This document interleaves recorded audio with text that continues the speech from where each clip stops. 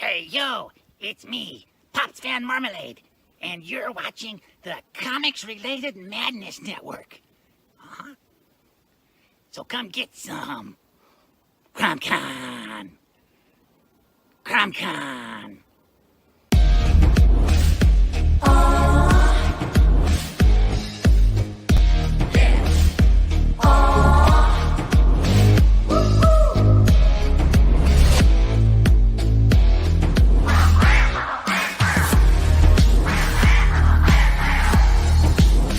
Your favorite podcast, it's Critical Blast. Hey, we want to shout out to our sponsors, Daytona Beach Comic Con. If you are a fan of comic books, if you're a fan of comic book conventions, and if you like meeting comic book creators and getting comics and comic-related stuff, then you need to make your plans to attend Daytona Beach Comic Con. This year's show is September 9th and 10th. Silverline will be there, so you should make your plans to be there too. We'll see you there. If you like comics and find yourself in the Orlando, Florida area, doesn't everyone come to Orlando at some point in time to see the House of Mouse? But when you're here, you need to make it a point to visit Coliseum of Comics, especially the one on East Colonial Drive. They carry Silverline comics, even a limited edition Coliseum of Comics version of our comics. So, when you go, be sure to ask for Silverline Comics and tell them we sent you. OCD stands for Orlando Collector Deviants. OCD, Steve and Trish. They're a family of geeks who promote geek things, particularly those around the Orlando, Florida area. They're big supporters of Silverline, and we think you should be supporters of theirs too. Go give them some love. If you are an independent comic book maker and you need to get your independent comics made, you need to look no further than Kablam Digital Printing. They print our books, and they do a bang-up job. They're not only trusted by Silverline, but many, many independent comic book makers. Head on over to kablam.com and see for yourself just how easy it is to have your comic printed by them. And tell them Silverline sent you. Hi, this is Tim TK, host of That Silverline Show on Tuesday. Join us at 11 p.m. Eastern, 8 p.m. Pacific every Tuesday night as we discuss pop culture and the joys of making comics. And I'm Scott Wakefield, host of Silverline's Wednesday Wham, where we talk about comic books and all kinds of great storytelling, sometimes with incredible guests. And we want you to join us Wednesday nights from 8 to 9 p.m. Eastern. We'll see you there. I'm Roland Mann, and I host Silverline's Silver Sunday. Join me every Sunday at 8 p.m. Eastern as we make mine Silverline.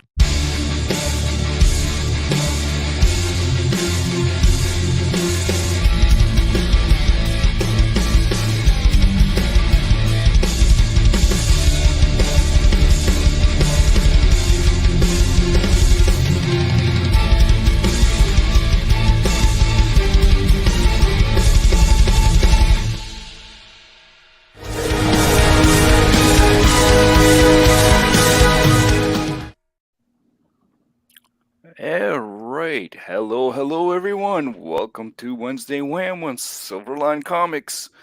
I'm your co-host today, Martin, and we're with Barb Carlberg and Rob Davis. I am definitely not Wes, but hey, we are live and kicking. So how you all doing? Good. I'm good. I'm fine. I'm working.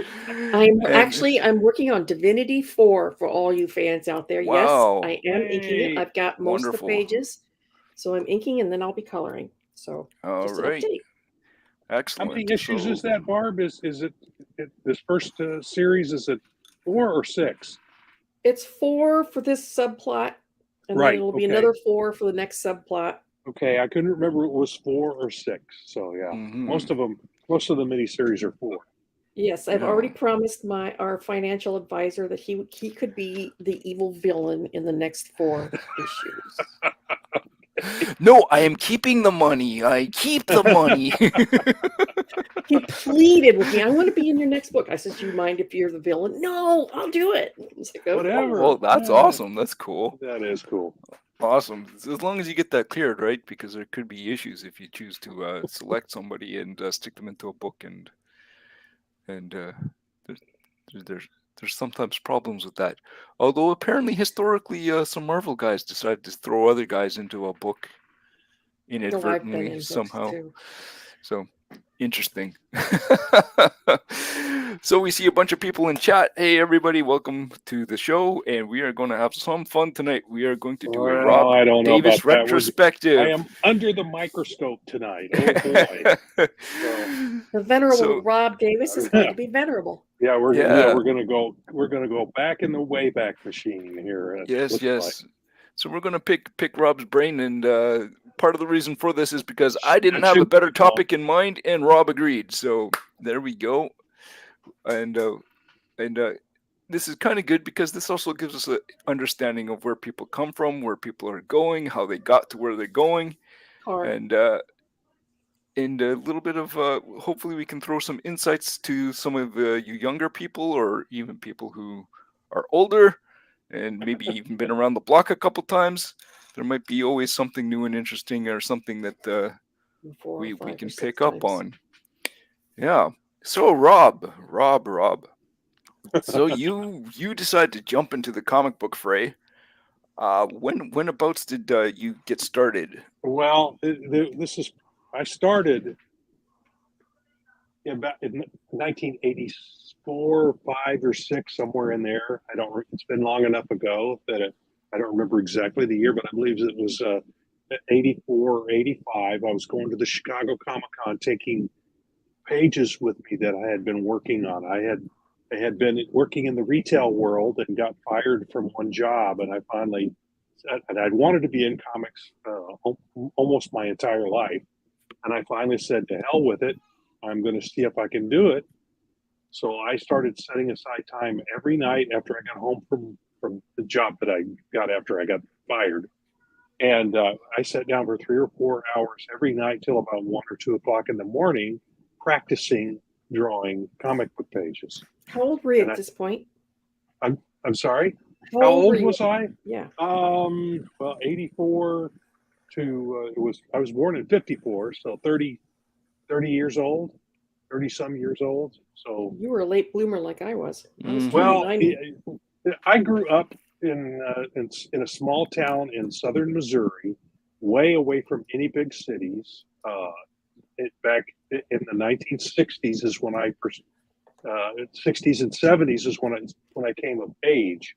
And at that point in time, I went to college for an art degree, hoping that would help me break in. But the more I learned about the comic book industry, the more I realized at that point in time, you had to live in or near New York City.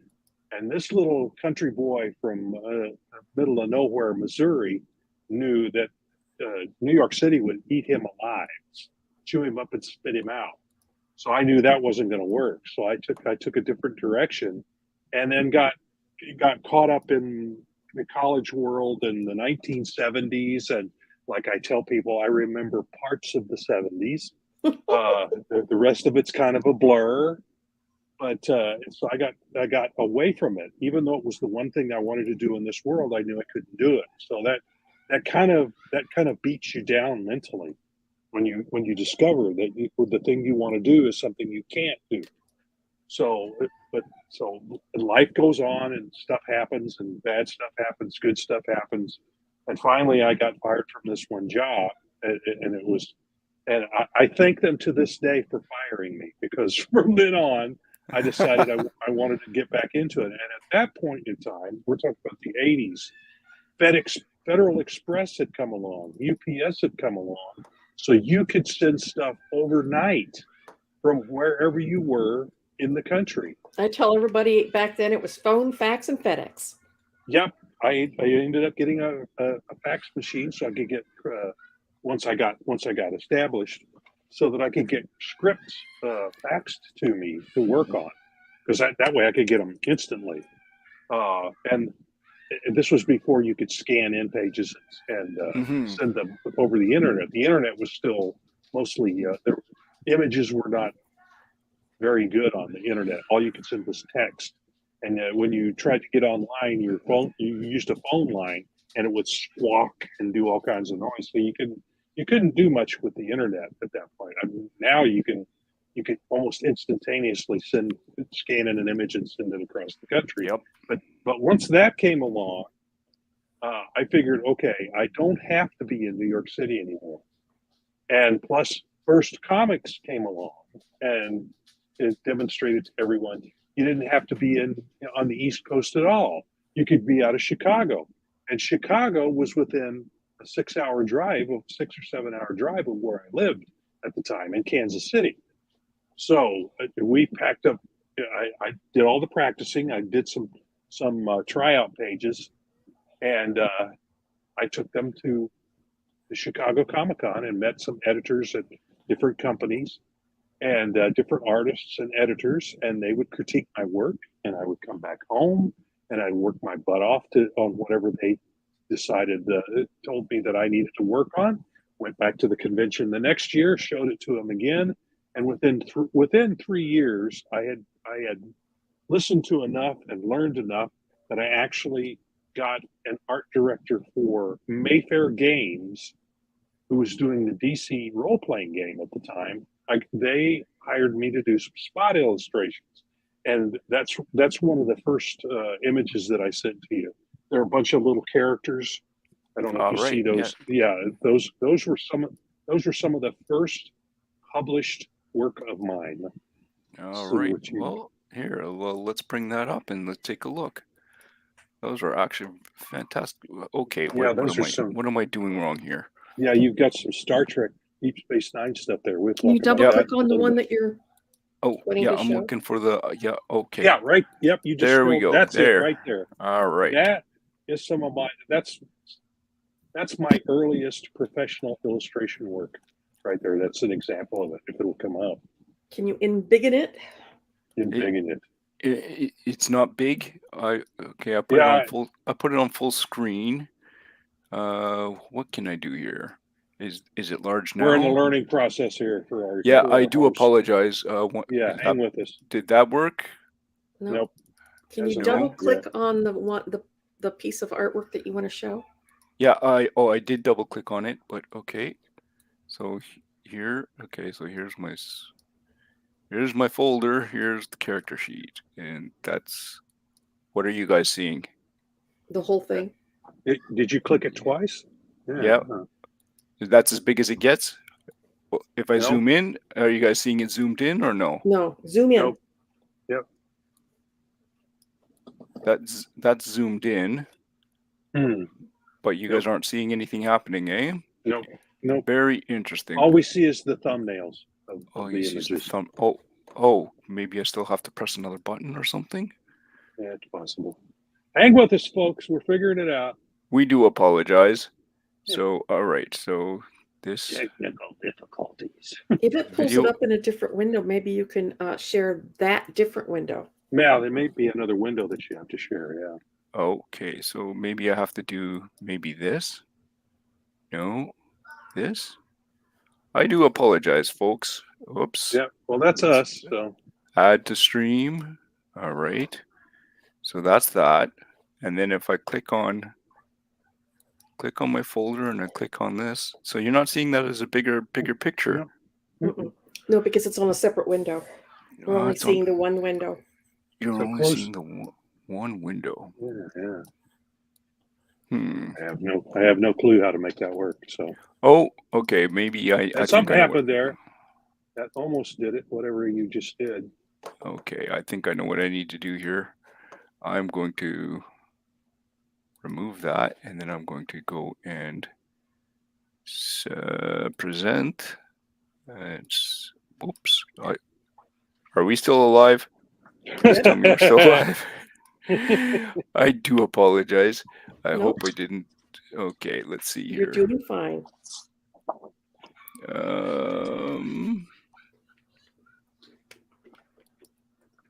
No, not that. And here, there we go. There. Oh, and he shows it to us live. There we go. Did that work? The actual original. All right, there we go. Look at that. So some of the techniques that he's using here, there's some blue line happening. There's some zipatone. Is that zip on the? Yeah, it is zipatone. Yeah, and you can see, like this character right here. I played around with her to put her leg. Right, But right. because it's in Blue Line, when they print it, it won't show up. Yep. So, but those are some characters, I guess, for the game. I don't remember exactly what that was all about. Oh, there's something. Still a black screen, eh? Yep. Mhm. I Well, sincerely apologize. I've got a few things here we can All right, I do look at in the apologize. meantime. Nope. All right. That's that. Then that's what I did for Mayfair Games. All right. So you did that, and then what landed you your first comic gig? I was talked to in Kansas City at one of the comic book shows there. They had a small comics convention there, and I met and talked to Tony Caputo, who was the editor publisher of Now Comics, and out of Chicago. He still owes me money. He still owes a lot of people money. I had to sue him to get money out of him. But wow. I for the longest time, every time I would say Tony Caputo, I'd have to go every time I said it. So because I didn't want it in my mouth. Fortunately, I've gotten over that. But yeah, he was. I always call that Now Comics was for people who wanted to get into comics in the worst way, because it was the worst way to get into comics. Yep. Well, unfortunately, Tony was his appetite was bigger than his stomach, and he'd bite off more than he could chew, and then he'd end up not being able to pay his creators, and it finally put him out of business. He went out of business twice. In fact, he had another person come along and bankroll him for a second run, and that went south as well. I think the second time, especially, it was bad timing, because the whole industry kind of collapsed around that same time. So we all got hurt during that. It wasn't just So, but and I don't know how well he did the second time around, whether he did any better or not. But that was his biggest problem. Like I said, was he tended to bite off more than he could chew. He was trying to be a bigwig, but he didn't have a bigwig budget. So anyway, I got some work with him. I started out as a letterer for him, and I was doing. I don't have the one page here because it was a photocopy, but I did lettering for a book called Siphons, but I do have a copy of the cover of one of the issues. This isn't the first one I did, but that started out as I was doing just the lettering. And then it actually turned into, because he lost his inker, I got to do the inking as well. So see if I can. Your career and mine sound very familiar. Yeah, these first few pages here are colored very darkly. Yeah. But here's. Oh, there we go. Look at that. Yeah. That's. So was this your first Steps comic? This is the first published work I had. Okay. And this was my first comics work, was for Siphons. Now I actually worked on another book for them that didn't get published, called Valor Thunderstar and His Fireflies, and it never got published. But I actually found a couple of pages from that. Somebody else lettered this, but I inked that. And this is some of my first work. It just didn't see publication. There we go. Very nice. That's you inking? That's me inking. It's pretty good. Very sharp. Very black.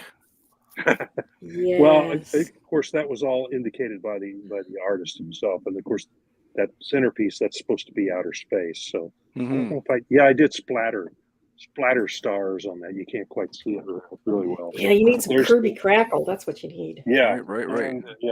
And here's another page from that same book. Oh, there we go. All right.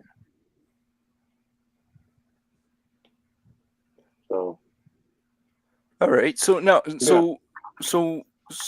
so who would be influencing you at this time when you're doing this stuff, or were you just kind of learning by yourself? And Well, all the artists that I admired, I got a lot of influence from them. Now, when I started studying, I would go to the bookstore and buy books on anatomy and perspective and that sort of thing. And when I sent off.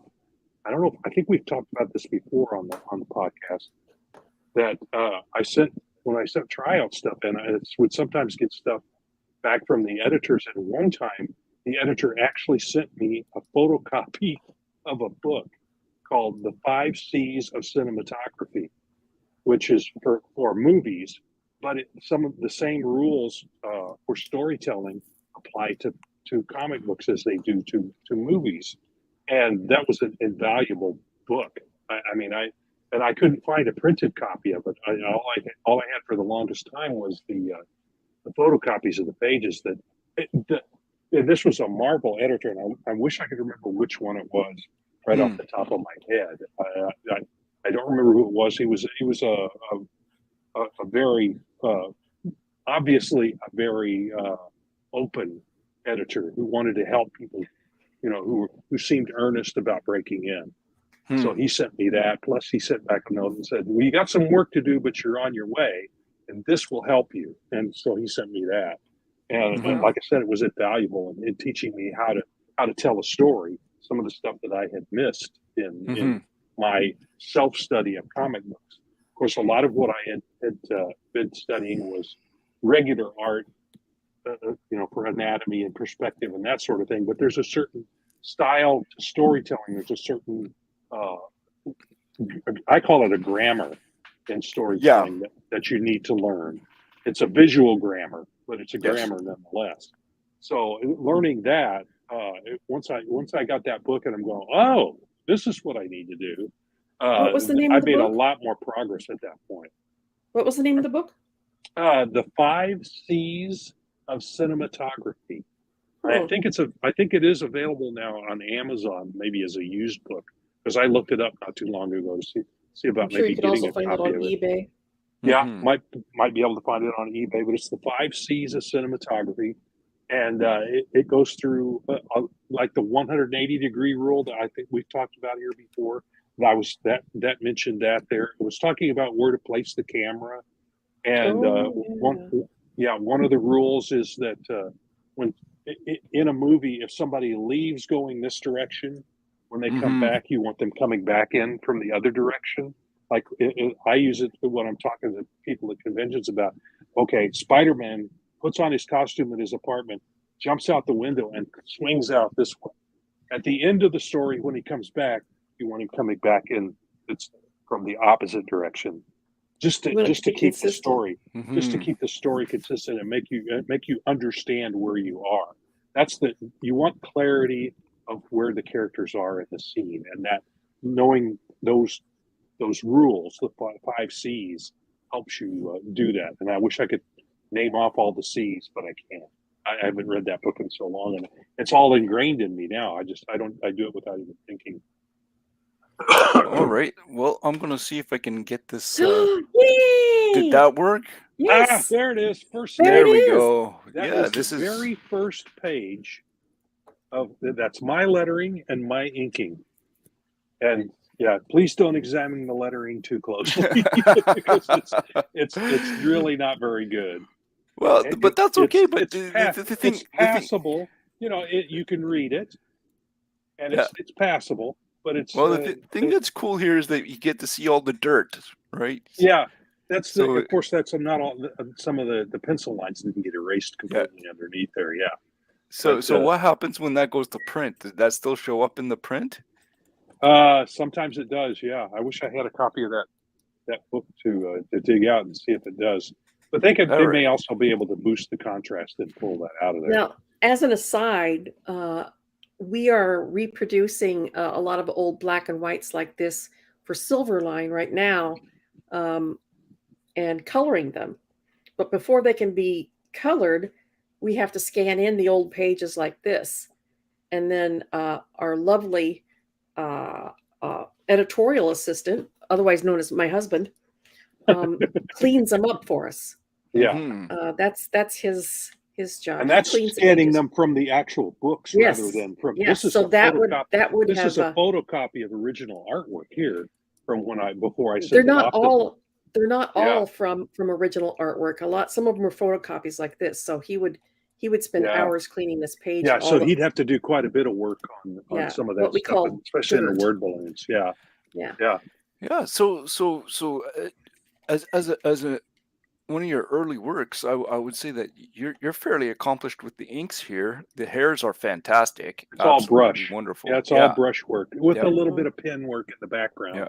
there on the straight lines and stuff. But yeah, and this artist kind of drove me crazy. Look how long the legs are on these, especially on the women.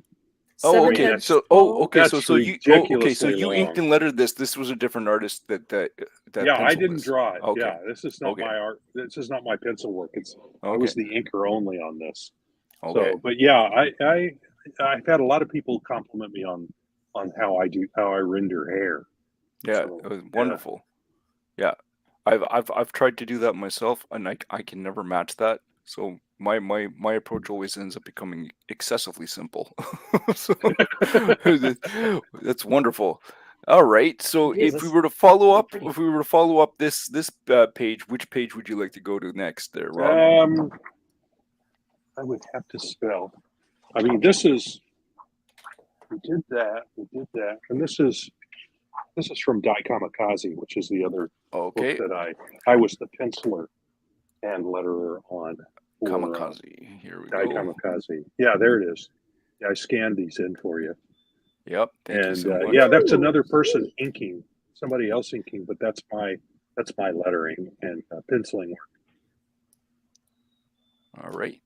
Yeah, Very nice. that's about halfway through the series. I got better and better as we went along. Some of the early stuff, there's so much there's too much empty space in the panels. But this is looking pretty good here by this point. And like that one spaceship popping out of the panel there. Yeah. Make it come toward you. Yeah. So yeah, and the storytelling's not half bad. The rendering is a little, I've gotten better since then. At least I hope I have. Yep. Well, Yeah. I can start seeing the roots of where you're coming from in your face here. Mhm. So Yeah. that's The very spaceship cool. is very Star Wars. Yep. All right, I got the first one in Star Wars. There we go. Well, that's all right. We'll get another one in there a little bit because Yeah. of course of some of the later books that I worked on. But yeah, that's All right. and that was a little later. That I did 12 issues of that, and that's the one that Wow. Tony owed me money on. Was Okay. this book here. Oh wow. Okay. So now what kind of timelines were you looking at when you were given these books? Like, so you got the book, you're penciling it, and so your timeline. How many pages was a book, and how long did it take you to put the book I out? believe there's 21 pages, 21 to 22 pages. And the first issue we got, and a friend of mine, we were on issue 2 or 3 is when I took it over, because the original creative team had told Tony to go jump in the lake. And so we jumped on it. He needed, the whole thing about it was that in order to get the least expensive printing that he could, he had to gang together 4 different books. He had to have 4 books Oh right. to run Yeah. on the press. Right. This is before, Yeah. this is back in the web press days. Yep. And he had to have 4 books to gang together to get enough printed, to get the cheaper rate. So when these guys flaked on him, well, I wouldn't say flaked, they abandoned the story. They didn't want to, but Tony wasn't paying them, so they left. But anyway, I took it over. We had like 2 weeks to do a 21-page story. Wow. And I brought so you a just friend of hammered that mine. out. Yeah, it was pretty. And it looks it. But we nailed it. We banged it out. A friend of mine was writing it because I pulled him into, and he wanted to be a writer in comics. And I said, well, here's your opportunity.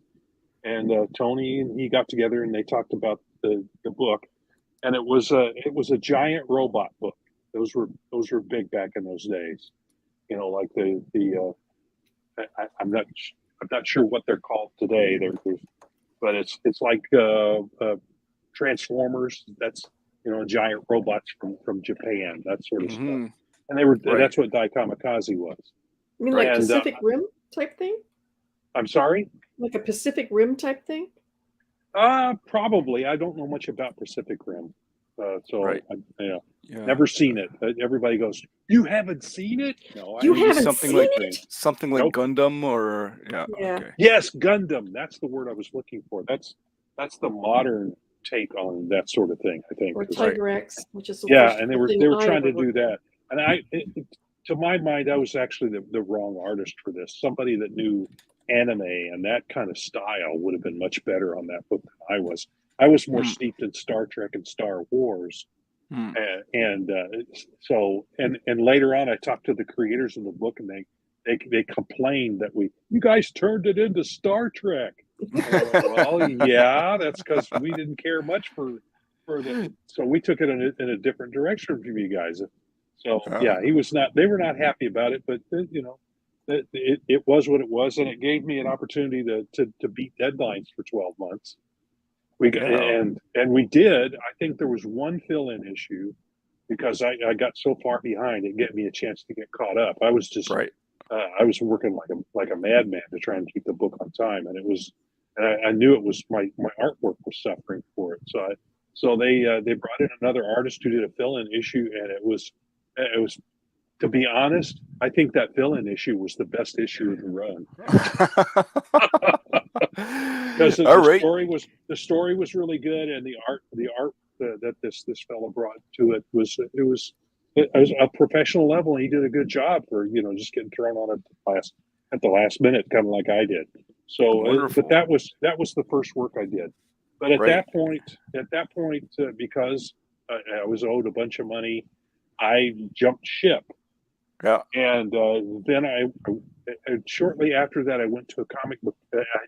I'd been to that. I believe it was the same comic book convention where I met Tony Caputo.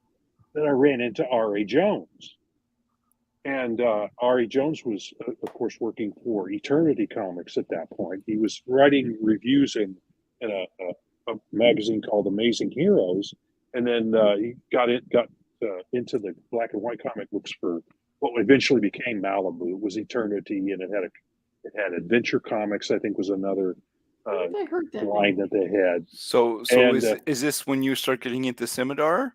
That's when Scimitar came about. The first two, and the first two issues of that book were drawn by another artist, and he didn't follow the scripts that R.A. wrote at all. The book was not selling very well. So they said, well, we're going to do two more. We're going to make it into a 4-issue miniseries, and you can do issues 3 and 4 to help us finish it off, which is what I did. And this is the very first page of the first issue that I drew, which is issue number 3. Issue number 3. Oh, that's nice.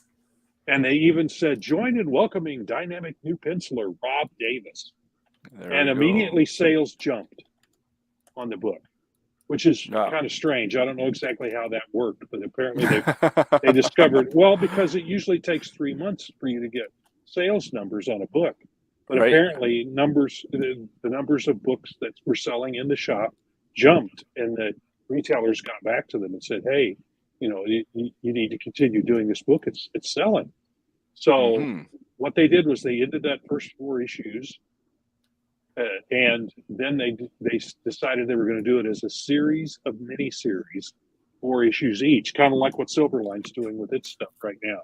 And they after each 4 issues, they would collect it into a graphic novel size book.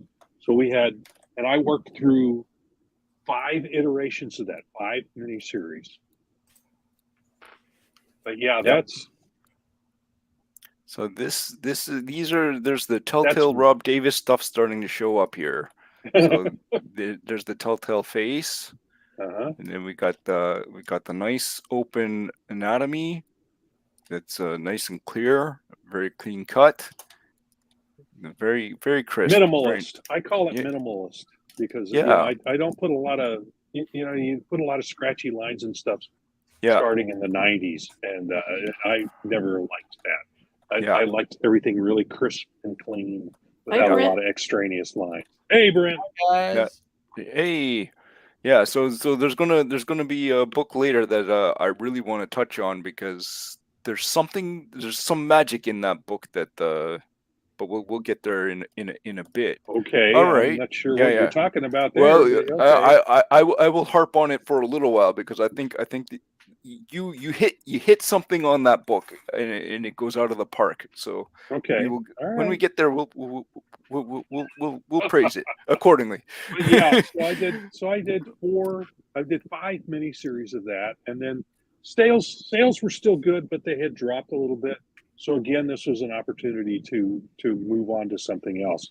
And I don't know Now, if there's at least one more page there, yeah. with some dynamic work with the secondary character in that book. His name was Gaetano.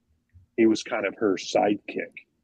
Would that be this one here? No, that's May's agency. That's later. Oh, that's a little later. Okay, sorry. Yeah, but there's okay. no. You're not too far off. That came a little later. Okay. Let's see here. But it's one with a demon coming up over a motorcycle. You can find that one. Okay. That's the one I'm talking about. That's also from Scimitar. Yeah. Okay, I know which one you're talking about. I just gotta see what I named it here. How you named it? Yeah. Yeah. It's not the Oh Hi Mark page, is it? No, that's something else completely. All right, Yeah, that's another page from Siphons. Okay, let me see if I can find it here. Inking work on that book. There's demon. There's those really long legs again. Yeah. Okay, let's see if I can find that. Barbie legs. Yeah. Oh, dragon. Yeah, I tried to shorten them, and the artist got mad at me. He didn't care for my inks at all. Oh, okay. Yeah, he really didn't. So I've been kind of gun shy of inking anybody else's work ever since. Oh wow, that's interesting. Yeah, I got kind of burned on that because the guy was he was actually kind of nasty about it. Oh wow, so, that's unfortunate. But, no, it is what it is. He didn't care for my inks, and he let me know. Yeah, I can't see that page, unfortunately, there, Rob. Oh, wait. Is this it? Let me see. Oh, yeah, okay. I got it. And I called it Zipatone. Here we go. Because there's supposed to be some Zipatone on the page. Here we go. Where's the Zipatone? Zipatone. Here we are. Yeah. Yeah, you get yeah, there it is. Yeah, that's an action sequence from that. And I didn't ink this. Another artist inked it. So, and I mean, it does happen if you just don't gel with somebody, and and he just didn't care for it. I tried to change a few things, and he really didn't like that. So, and I understand that, but it's also why I am not overly picky about an inker of mine. If they do an X, if they go above and beyond, I praise the crap out of them. But if it at least is readable, it matters not to me. And this was pretty good. If I were inking it, I would have put some heavier lines on some of these characters. But he did a passable job. I think that's James Baldwin. I think was the guy doing it then, and he the dynamism comes through at least, which is what I liked about what he did, and using the Zipatone. I mean, I didn't indicate any of that. He decided where to put those. So I thought he did a very good job on it. Like I said, I would have done it a little differently, but I wasn't inking it. So yeah. All right. So then after this, where did you go? And what year are we talking? This is probably 89. I did that at Scimitar and started in 88, but it didn't get published till 89. 90, maybe 91. Okay. So I did that for a couple of years, and then I started sending out stuff trying to get work on the Star Trek books at DC, and there should be some. I put together. Yeah, I've got here. I don't know if I scanned those in. That's later. Yep. That's much later. This is later But I here. did. Yeah, that's much later. But this is some of the. This is a page of Captain America that I didn't send off to. I think I sent it to Marvel. Oh, yep. Captain America's origin. All right. It's still in pencil stages, and you can see that that's. Here. I can see that that's my early style. Yeah, there it is. That's some of it. Yeah. It's pretty. Very scimitar looking. Yes, that's probably about that. Yeah, late. You misspelled bugle. Yeah. Well, no, that is how you spell bubble. Buggle. Buggle. Bugle. The Daily Bugle. Yeah, it's LE, isn't it? Oh, Brent. So this was in the early 90s then that you sent this in. Yes. 80, that'd be 90, 91, somewhere in there. Yeah, that's. Is this Stan Lee? No, it's No. supposed to be. Yeah, it's supposed to be the scientist that gave Right. Steve Rogers which But is Einstein. Reinstein, I think, is what they call him in the comic. So yeah. Did you use some human reference for that? No, I just created him out of. You out just of my made him head. up. Really? Yeah. Yeah. Because it feels like he's referenced from something, but okay. No, Oh, he's it's nice just and not- skinny. Yeah. Yeah. Yep. And then, of Nice course, I and bulk him skinny. up in the next page. So yeah. Nice little twig limbs. Yeah. Yep. A real twink. Twink. All right.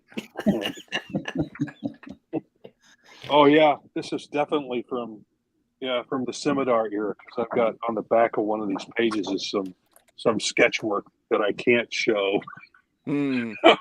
to an audience of youngsters Why I just said from twink. scimitar. So yeah, but it's on the back of one of these pages. This is the page with Captain America's after he's taken the serum and all, and he's turned into Captain America. But I used the back to do some sketch work for that other book. Yeah. yeah. Very nice.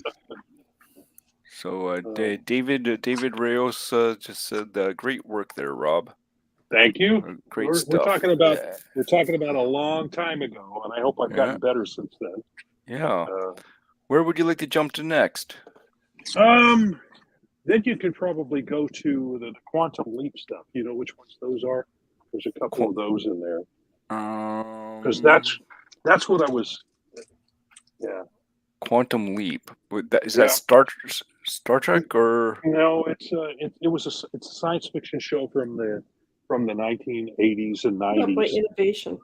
Yeah, it was put out by Innovation. Okay. There, that's it. That's from the first issue that I worked on for Quantum Leap. Now that's but the anybody who knows Quantum Leap knows that the character on the left there, he's a hologram, and so he can walk through objects. So the story called for him to walk back and forth. He's inside a cell in a prison, and he's walking back and forth behind this other prisoner, walking through his bed. So, and I think that the writer called for it to be laid out that way. I don't know that I would have chosen to do it quite that way, but it just shows him walking back and forth. But you captured that. But you did that exceptionally well. Yeah, you actually caught the actor really well too, Dean Stockwell. Mm-hmm. And Scott Bakula. So going back, that was the whole point of this, was to learn to show that I could do likenesses of characters. And this page here, you'll note there's pencil shading in the background. I was just going to mention that. Yeah. Yeah, Dave Campiti, who was the publisher at Innovation, he wanted us to try doing that, to do some shading in the background, because at that point they would scan the pages in, and then they would apply the lettering would go on later on, like an overlay, a clear overlay. And he wanted us to try doing that. So I drew this all with shaded pencil, and somebody else came in and did those darker lines around it. They inked it in around, and it didn't work the way I expected it to. The inker didn't do a bad job, but I didn't give him much to work with because I Right. expected it to be all pencil. Hmm. So the next page is from the next issue. This was issue 2, and I also did issue 5, and so there's another page of Sam and Al from Quantum Leap. That's it right there, and you can see that the likenesses are better, the shading and the inking works a little bit better. But that's because I did it on this, so I could make it work together. Yeah, this But is yeah, actually really. This is really nice. Yeah, Yeah, I was, great faces. Yeah, I was trying to pull out all the stops on getting the likenesses right. So Yeah, working you from did. from photo reference, but that Yeah. was to prove that I could do a book like Star Trek, because that's You what were I wanted really to do. pushing for the Star Trek stuff, weren't you? I was at You that were point, hungry because for Star Trek. I was. There's two things there's 2 things on my bucket list at that point. One of them was to be on a regular comic book. I'd already done that with Scimitar, but I also wanted to do something with Star Trek. So that was on my bucket list. That was one of the things I wanted to do. What? So You didn't want to this be was on a stepping stone James to that. Bond? I don't think anybody was doing a James Bond. I just needed to get that in. Yeah, okay. Yeah, I should have realized that's what you were doing. So, but yeah, These are great faces. Like this panel here this is fantastic. This middle panel. yeah, it heavily referenced. Yeah, Yeah. Very good likenesses. Very good. Yeah. Thank you. Yeah, that was the point. That was the whole point of this, was to get those likenesses that show that I could do that. Did you have a little bit of a Will Eisner influence? Not consciously, but I'd seen some Will Eisner stuff at this Yeah, point. because so your hands kind of remind me a little bit of his approach. So, at least in this middle panel. Anyway. Yeah, a lot of that actually came from Vern Hogarth. I studied his dynamic anatomy books. I tried to read those books, and it didn't. Some people have a click. real hard time with them. I actually met the guy. Yeah. I met Vern Hogarth at a comic book convention, and he was a very, very confident. Mm-hmm. Yeah, I have his book over here. Yeah. I understood it. I understood what he was getting at, but and maybe some of it may have seeped into what I was doing. But yeah, it was a very I especially got a lot of. I bought all his books. yeah, I've got all his books. I've got the one with that talks about how to do folds in clothing. You can see some of that is working well on this page here, whether the folds and the clothing with the arms and such. Yeah, that one panel on the left I could have worked on a little bit more though. This one here. Here's the thing. I look at my stuff and I go, oh, I wish I could go back and fix that, but there's stuff I see that probably everybody else goes, hey, it looks fine. No, I would like to change it. And as I always tell people, what's in here, what's in my head, never makes it onto the page. Yeah. This is short of what's in my imagination. Right. But it's the best I could do between getting it from the brain to the end of the fingers and onto the page. Okay. But, that's why I don't pencil. It's frustrating, isn't it, Mark? When you I would never get anything done. I can ink because I'm interpreting somebody who's already done the work. Right. But when I pencil, I spend more time erasing than I do penciling. So, because that's not what I want. It's not what I mean. That's the trick. That's the trick to being a penciler, is learning when to stop. Yeah. When it's good enough. Stop when it's good enough. It doesn't have to be perfect. Yeah, perfect is the enemy of getting it done. Yeah. The worst is when you lay down a fantastic line and then you erase it and then you can't get it back. Yes. Well, that's the worst. I've had that happen. I work thumbnails and then take those and use those as my reference to lay the pages out on the bigger work. I used to work on 8.5 by 11 sheets. Each 8.5 by 11 sheet was a page of the comic book. Now I've gotten it down to where my thumbnails are only about, and inch across and 2 inches tall. So it helps me concentrate on the storytelling on each page and where to spot blacks and make it flow better when it's really tiny like that. And I learned that from Steve Rude was at a comic book convention that I was at one time, and he was selling some of his thumbnails, and they were even tinier. They were just very, very tiny. Wow. Like that. Yeah. And it was just incredible. But you could see everything in there. All the darks were spotted properly, and the storytelling was all there. And I'm going, okay, I get what he's doing here. And so I started shrinking mine down. Plus, I used less paper. Yeah. All right, where would you like to go next? Well, let's see. After that, then I think is probably about that same era is the Maze Agency pages, which is that other innovation page you had up earlier. This one here, Senor Lobo.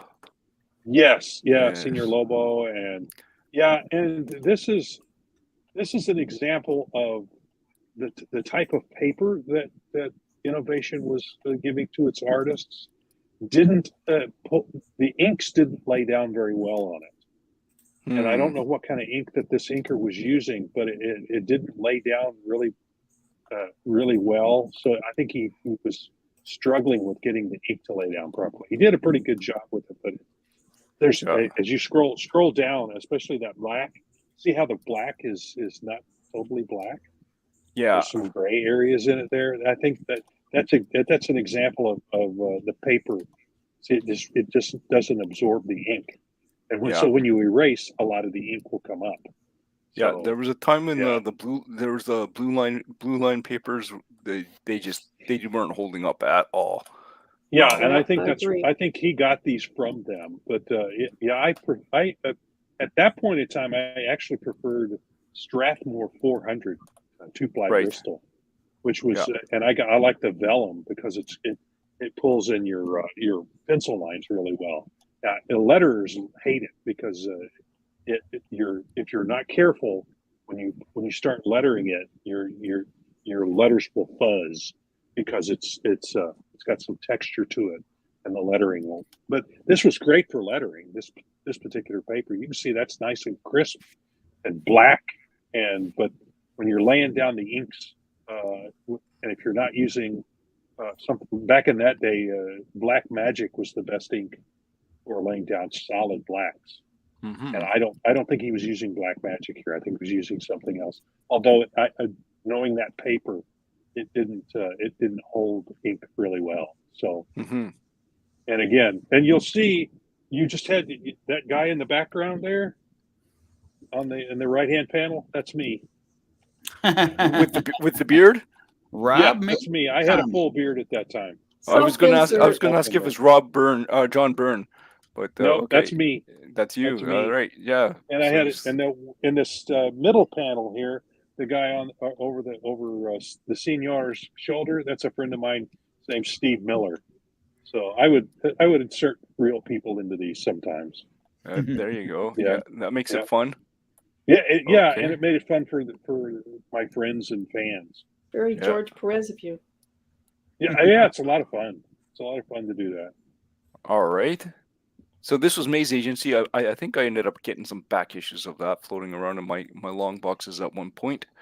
So I did. I think I did one issue of that, and I actually worked with Mike Barr on a Star Trek Deep Space Nine issue at about that same time. But at this point, I was still trying to get broken in at Star Trek at DC. So I think I got them to let me do one issue of Star Trek The Next Generation. And I don't think we have an example of that. But that I did. So I did Star Trek The Next Generation, and then Malibu acquired the rights to Star Trek Deep Space Nine. And of course, I had contacts back at Malibu because I just finished doing the Scimitar stuff. So this is an example of some of that work. And this is that's not the earlier work that I did. This is from Hearts and Minds, which is the first miniseries that I did for them. And at this point is where was really struggling with likenesses, and I come up with a technique that I still use to this day to get likenesses right, right on. And that's, I would take photographs of, and back then I took photographs of the TV screen.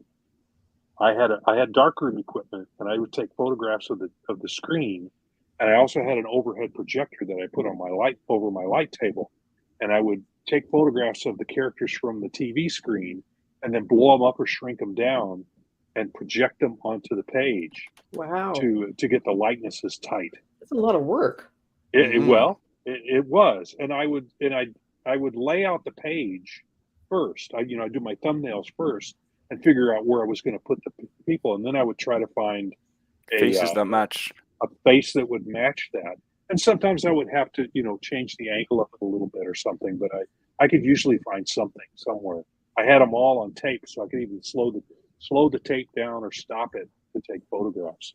So, but this is a product of some of that upper left-hand corner one. That's definitely from one of those. Yeah, I can see that. So now I'm going to surprise you here. Yeah, you show a color version of it. Yeah. Yeah. So this is what it looked like when it was colored. Mm-hmm. So yeah. So I was going to just say something that was interesting because I looked at some of this. I went scrounging in the bowels of the internet, and I found these, and I was flipping through them. And how do I put this? You capture the show, like it feels like the show. If that was my aim, it worked. So yeah. So it's like, yep, that's Deep Space Nine. So that's great. Very, very. And then this was the cover. You did the cover as well. Yeah, I did do this cover, and that was that's not a bad rendering of Cisco, but I got better at that later on because I think I did that cover before I started using that particular technique. But so I did them a little better at that point. And the interesting thing about this cover, they also did a hologram cover of this. And see those two, wow. the Kardashian on the right and the Klingon on the left, their hands, and if you would move the cover back and forth, and they would pound their hands on the desk. Oh, okay. Oh, cool. So there was, it was pretty cool. Like a little bit of an animation. Yeah. So very cool. If you moved the cover and the light hit it just right, they were pounding their hands on the desk. Yeah. So all right. But so now you see those spaceships in the background. Now the Cardassian ones in the back, those are from photos that I found. But those Klingon ships in the foreground, I actually built a model of that ship. Oh my God! I built the model. So you built a model for reference. I've got it on. I still got it on my shelf up here. Wow! So, I bought it for reference. Yeah, well, that is dedication. And Deep Space Nine, the space station, I built a model of it, and the Runabout, which was the little ships that they used from Deep Space Nine, I built a model of that. So I had all the reference that I needed. They was always saying, "How do you get these spaceships so good?" And I'm going, because I have the actual model of the ship, and I can hold it in my hand and draw it, so I can put it at any angle I need. But I did not have one of the Kardashian ship. I don't think they had a model at that time. They do now, and I've actually got an unassembled one over in my stack of models to build at some point in the future. I don't know if I'll ever draw the book again, but it'd be kind of cool to have that on the shelf along with the others. So at this time, when you were doing this book, are we now in the computer age, or are you still sending pages into DC? Still sending them to DC and Malibu. Doing them on Bristol board. And did they ever have requests for changes or fixes, and they would send the pages back, or how would that work? I never got any back, but I would. Oh wow! But one of the reasons that I started doing what I did for the likenesses is that I would get the pages back after they printed the book, and I would see that they had pasted over some of the likenesses. Some of the faces had somebody had done a tighter drawing of it and then pasted it over what I drew. So I'm going, okay, well, I'm going to start. That's when I started using that technique so that I could get it even more into line. And there's a funny story about that, because later on I did a book at DC for the Star Trek book where Captain Kirk from the movie era meets Trelane. And I did that book. And when I got the pages back, every single William Shatner Captain Kirk face had a new one pasted over. This is a later one. I did a series of 3 issues where the Star Trek crew goes back in time to the Klingon world, and they meet people from the ancient history of the Klingon world, and here is their analog to Leonardo da Vinci. He's got the airplane and he's got a telescope and he's studying the stars. They've gone back in time and they've disguised themselves as Klingons. I think they're trying to correct the timeline for whatever reason. I don't remember the whole story of it, but I did 3 fill-in issues because the regular artist had been called off to do something else. I don't remember what the deal was, but he was drawing something else at the time, and I was only supposed to do 1 issue, and then I ended up doing 3.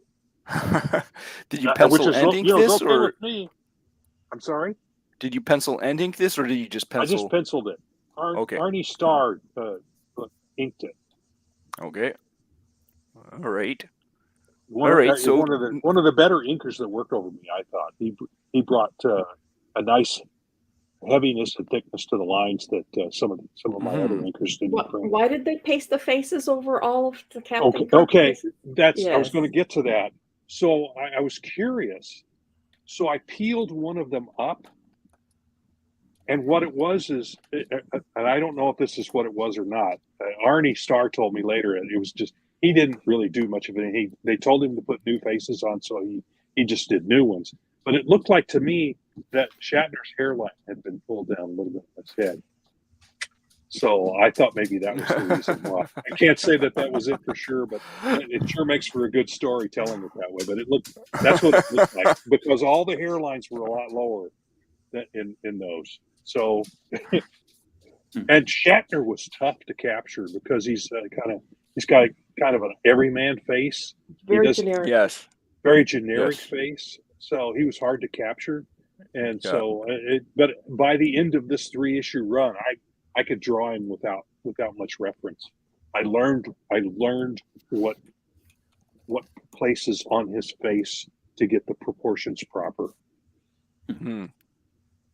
All right, where would you like to follow up next? Okay, let's see. We showed Deep Space Nine. We showed this. I'm trying to think what's next. We did Quantum Leap. Oh, have you got the Pirates of Darkwater? There we go. Pop out, guys. I'm sorry. I promised myself I would bug out at 9 o'clock. So I'll see you guys next week. All right. Thanks for dropping in. Yeah. And all right. Pirates of Darkwater.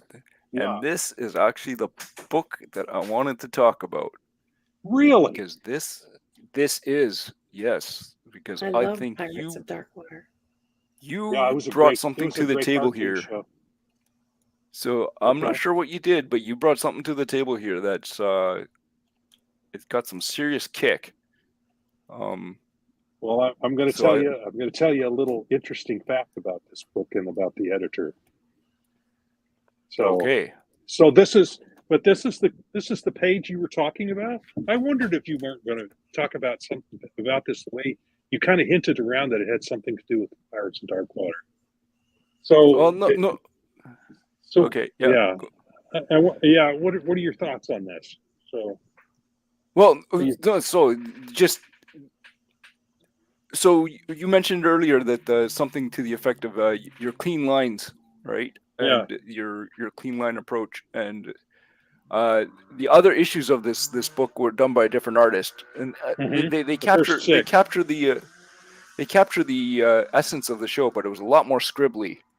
If there was a lot more hatching and stuff, and like this, when I saw this from your work, it just popped off the page. Like it had a punch, and I think it boils down to the simplicity, the clarity, and just the boldness of it, and it just really there's the minimalist. You know, I was doing a cartoon. I was doing a cartoon show. When you're doing cartoon characters, you've got to keep a simple line to it. I don't remember who inked this, but this is some incredible inking work he did here. I love what he did to my pencils. His name was Mishpinsky or something. Mike Mishpinsky. Some odd. I don't know, but it's a lot of brushwork. It looks like to me, and it's very crisp and clean. Yes. And he brought something to my pencils. So you actually had 2 inkers. So you did 3 issues of this, from what I saw. Your first one was a different inker, and then the last 2 books were. So the first book you had 1 inker, and then the last 2 books you had a different inker, and your second inker, he just knocks it out of the park. Like he took your stuff and just made it like unbelievable. Here it is in color. Yeah, so unfortunately, I think holds together so well. Yeah, I think the color kind of flattens it. To be I honest. do too. It does a like little it. bit. I think the colorist could have done a little better job here. But we're talking early '90s, so yeah, I think the coloring flattens it a little. But here's the kicker on this. The editor. Yeah, that's my first cover from 7. Yeah, I think the colorist did okay on the cover here. And that's the second one. And then the third one was done by a very famous artist. Did you get a copy of that one? No. Okay. I don't think I pulled the third cover. No. Yeah. But I pulled this up because I wanted to contrast the inkers here. Let's see. Not this one. Is it not there? Let's see here. Here we go. So this was your first inker. Mm-hmm. Kind of scratchy. And this is your second inker. Your second inker just had a much more lively line. Yeah. And approach. So yeah. But that said, your style and approach still carries through in both with both inkers, and it. Let's just say when I saw this, Rob, it had some serious punch, and it just. Yeah, and here's the irony. This to me was your pinnacle. I thought this was a pinnacle work. And here's the irony. I learned later from someone I knew who actually helped me get this job, who worked in the offices at Marvel. He said that the editor told him that he didn't care for my pencils. He thought they were too quiet. Too quiet. Wow. Yeah. Interesting. And I'm on the complete opposite side of the page, and I'm saying that's why when you said that, I just shook my head, because that's what the editor said. It was, he said I'm on the opposite end of the spectrum. My pencils were too quiet. And I think I know the reason why he said that is because the first 6 issues of the book, there's a lot of noise in the pencils and in the inks. There's lots of scratchiness going on. There's lots of like flair, and so I mean they still captured the essence of the book, but this just crystallizes everything here. This is kind of I was trying to recreate the carpet direction cartoon. of I had model sheets. I had model sheets for the character, these characters were designed by Gil Kane. So I had photocopies of Gil Kane artwork. He designed the major characters in this. Yeah, Vic says too quiet. Does he mean too clear? Yeah. Yep. I think that's it, because there's not a lot of busyness in that. It's sorry, I don't mean to keep having that pop up. Clear storytelling is all I'm trying to do. But that's my only Marvel work. But yeah. So yeah, no, I would love to see more stuff like this. This floats my boat. So it's very to me it's very Carl Barks and very what's his name? That's what the guy who did Scrooge McDuck for years. That's the vibe I was going for. So it's a cartoon show. We want it to look like the cartoon show, I thought. But the other artists, the characters didn't look like the characters on the show at all. The likenesses were off, but it was very and you're right, it was very busy. There was a lot of scratchy noise in it. But I wonder if this inker that was on the first issue was on the previous penciler. I don't know. That may be what's going on here.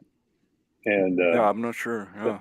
But that second, you're right. That second inker really he came along and knocked it out of the park. Yeah, took it to the next level for me. Yep. But absolutely. I mean, that's obviously my line work there. But his line work has got more variation in the line. Around the figures. Yeah, and he didn't do much of that on those. So, but that's what the editor told me, that my stuff was too quiet. So you're saying just the opposite, which is very funny. No, you nailed it. This is to me. This is crystalline and pristine. Yeah. All right. So where would we like to go from here? Well, that's toward the end of my career, because at this point, this is about when Marvel bought Malibu. I was still doing Deep Space Nine and other stuff at Malibu, but then the industry kind of collapsed, and Marvel bought up Malibu. So I started doing tryout pages for other stuff. And here's the day you just showed the page of Babylon 5, which was a science fiction show that was on about that time in syndication.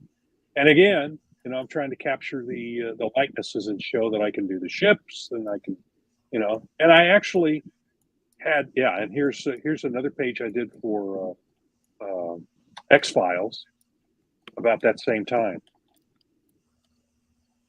And I actually had, it looks like Dr. Octopus's arm is attacking them. And and Mulder shocks it and kills it. So, and I just created that story out of whole cloth. I just figured that would be something weird to do. And it has a little action in it, and it allowed me to show that I can draw people, that I can draw places, and I can draw a little action.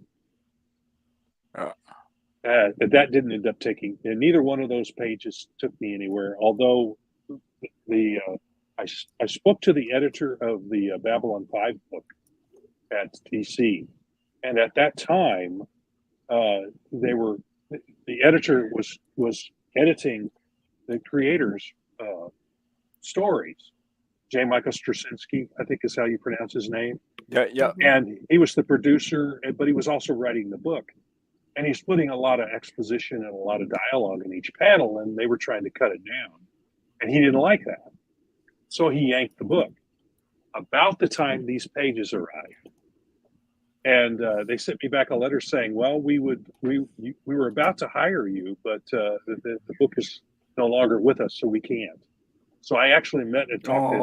The editor was Kim Yale, John Ostrander's wife. She was a good the late, friend. great Kim Yale. Mm-hmm. And she talked to me at a show, and she says, I loved your stuff. And we were about to hire you to work on the book, but then Straczynski pulled the plug on it.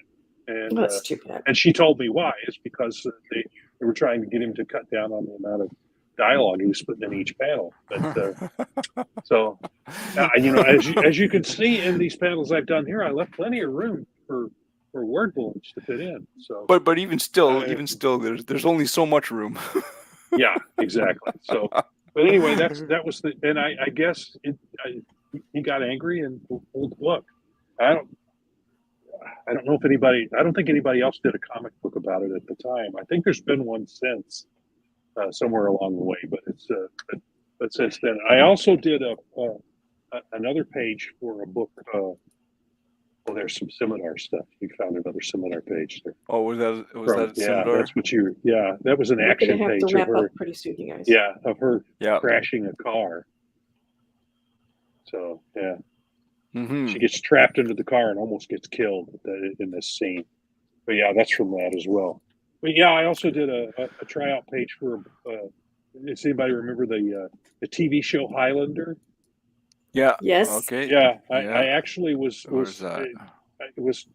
They talked to me about actually drawing a comic book version of it, and that fell through. Yeah, there we go. That's yeah. There's another splash page of him getting electrified, like they do when they kill another immortal. But yeah, because there could only be one. Yeah, because there can be only one. Yes. But Yeah. I created a battle on top of a building here to demonstrate what I could do with the characters. Show I could choreograph a fight and a whole bit. But it came to naught. Apparently, the producers of the movie and the TV show wanted name artists and writers on the book. They didn't want a nobody like me working on it. So. All right. So when the industry kind of dried up, when the industry all kind of dried up on you, then what did you end up doing after that? You ended up going to self-publishing route? Well, eventually, yeah. What I did at one point is I became a bus driver for 20 years. Okay. And I drew stuff on the side. I did some. I actually designed T-shirts for a while, and I did. Some of the guys from Malibu got me some work for video games. I did some likeness work for video games that were being made out in California, and I did a couple of advertising deals.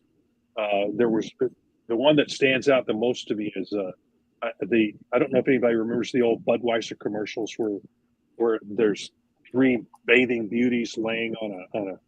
And we're going to get to that here in a minute. Maybe I should jump to that. But anyway, I did some of that, and then this is Daughter of Dracula. Way back in when I was still working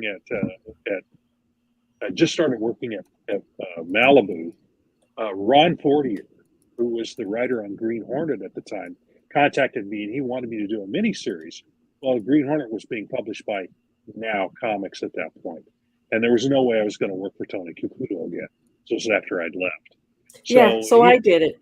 Yeah. Green Hornet. Yeah. So a couple of he and I put together a couple of presentations. We tried to sell some stuff to DC and to Marvel, and none of it came anywhere. So we kind of drifted apart at that point.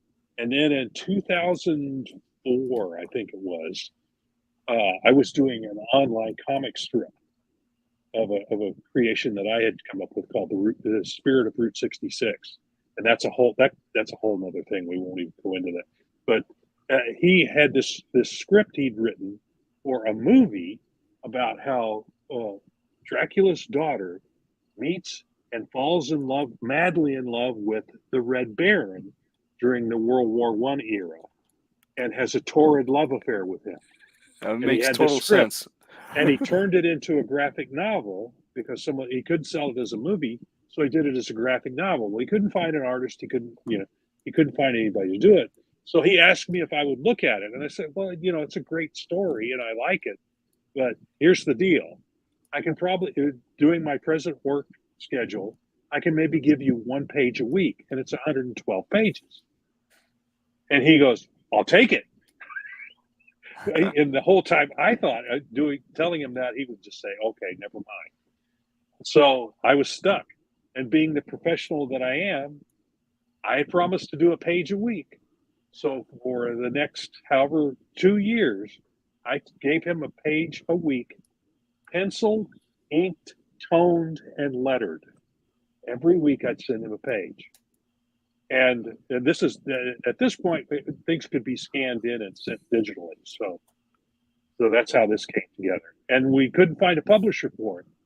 So I eventually said, well, the heck with that. I've heard of this place called Kablam, where you can send them files and they'll print the book for you, print on demand. So I've been a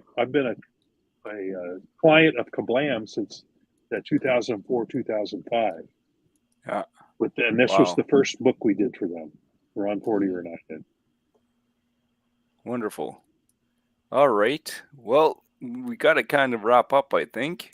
Yeah, and that kind of brings us to the present. I mean, I've done stuff since then, but we did the Twilight Grim, and I've done some other books. But that started off my self-publishing career, and then R.A. Jones and Roland Mann got together, and we're trying to figure out what kind of books that they could do together. And R.A. Jones says, well, I'd kind of like to work with that Rob Davis guy again. We did such great stuff back on Scimitar. Can we do something with that? So they sent me 3 scripts and 3 different concepts. And this is the one I decided on because I'm going, vampires. I've done vampires before. I did Dracula's Daughter, and vampires seem to be making a comeback now. This is right after Twilight and some of the other stuff that come out. And I said, well, this looks like fun. I kind of like what this is all about. So we did the 4 issues of Twilight Grim. All right. And this is a Silverline book, folks. Get your Silverline all book. 4 issues are out there. If you are going to go to the Kickstarter, and we'll mention that while we're here, there's a Kickstarter for Silverline right now. If all 4 of the books for Twilight Grim are available as add-ons, if you support the books that are in the Kickstarter right now. That's right. Which ones are they, Barb? I'm blanking. There's one Cat and Mouse and It's Kalis. Cat and Mouse number 4, which I inked. And Kalis is also available. And you can get any back issue of any Silverline book. Yep, exactly. On any of our Kickstarters. Her book, Divinity, I can highly recommend that. R.A. Jones helped script for me. Exactly. Yeah. So we've gone an hour and almost a half. I'm surprised we got this far with all the pages and stuff I sent to you, because we're talking about it's from the 1980s, late 1980s to 2023. So it was a wonderful journey. I didn't expect it to. I didn't expect it to go over. I was stunned that you really liked the Pirates of Darkwater page. I say apply to the Twilight Grim and it'll look just stunning. No, there's a heart and soul in there that you captured, and it just. Yeah, I really enjoyed when I it just had the pop. When I got the gig, of course, I started watching the cartoon show, and I think I don't remember somebody sent me tapes of it or what, but I started watching it and I go, wow, this has got elements of. There's some Star Wars elements in this. There's fantasy elements. It was a great story. So it was fun to do, and I would like to have done more, but of course they only did those 9 issues, and that was it. Yep. Yeah, and the cartoon only did. We never did find all the treasures of Rule in the cartoon series. There were like 22 or 24 treasures, and I think they only found like 20 of them. But that was the quest. That was the quest in Pirates of Darkwater. Yeah. But yes, that was a fun trip down memory lane. Yeah. Thanks for asking me. And as I told you before we came on the air, I had to dig through my studio to find all those pages, and I said, "You made me work." So that section of my studio is now a lot neater. Yeah. So now, what do you have on your drawing table now? Well, I'm working on a book with Ron Fortier called Boston Bombers. Anybody who's been watching us for a while will see that. And I've got just did a full page splash of. There we go. Oh, That's how do we show that? Gyrocopter. Click on his profile. Click on his profile. Mm-hmm. But it says it wants to remove him. Oh no, the layout. little soul. Yep, that's it. Oh, there you go. Oh, you got it. Oh, there we go. Yeah, you'll see that's Santa Claus in that auto gyro, and he's landing in the parking lot of an orphanage. With all the kids, folks. You can see the nuns, and you see the, yeah. But this is that now digitally. I superimposed snowfall over this. Yeah. Which makes it look a lot better. And of course, put the lettering in digitally as well. I'm got another page that I penciled. The next page. Oh wow, that looks great. So there's Santa Claus climbing out of the auto gyro. So, all right, folks. So that's what's on the board. So everything that Rob has done has led up to those 2 pages that are sitting on his table right now. So keep your eyes peeled for that when that comes out. Yeah, it's going to be a while. I'm getting about a page, maybe 2 a week if I'm lucky, because I'm lettering and inking it myself. So, and it's not for Silverline; it's a self-published deal. So, it's coming along. We do have Barb and I have a project we're going to work on together once this goes a little further down the line, which we will talk about eventually. We can't talk about it yet, but Barb will bring her superior inks to my pencils, and hopefully we'll do a kick-ass book for y'all. Is that the one that's related to the daughter of D? Possible. It's possible. Sorry. I don't know. Could be. Might not be. Could be anything. Because that's the thing. I've done everything. I didn't have pages from a book I did with R.A. Jones for Malibu back in the day, or Eternity, a book about Merlin. So I've done all kinds of characters from back in ancient history all the way into the future, from Merlin to Captain Kirk. So and all kinds of stuff in between. It's been, but the only thing I haven't done. Yeah, and the only thing I haven't done is a cowboy as a Western yet. I want to do a Western sometime. All right. So here's my challenge to you for then, Rob. You do the Western, but you do it in the style of the Pirates of Darkwater. Okay. Really crisp art, huh? Okay. Yeah, and maybe look at some Alex Toth for some influence. Oh, definitely. I actually bought a back issue of his work on hate getting old. Your brain doesn't work quite right. Black Canary, that was it. Black Canary. He did a 2-issue backup story on Black Canary, and it's just incredible. Yeah, I'd love to channel him into my work. My goodness, what a consummate artist he was. All right, just like you. I think we need to wrap up. Thanks. Yeah. All right, folks. Barb's right. We need to get. Yeah. This was a fantastic run. This was a fantastic run through memory lane, and thank you so much for walking us through your stuff there and giving us a little bit of a history lesson. And as we always say, I love talking about myself. And as we always say, make mine Silverline. My name is Ross Ritchie from Boom Studios, and make mine Silverline.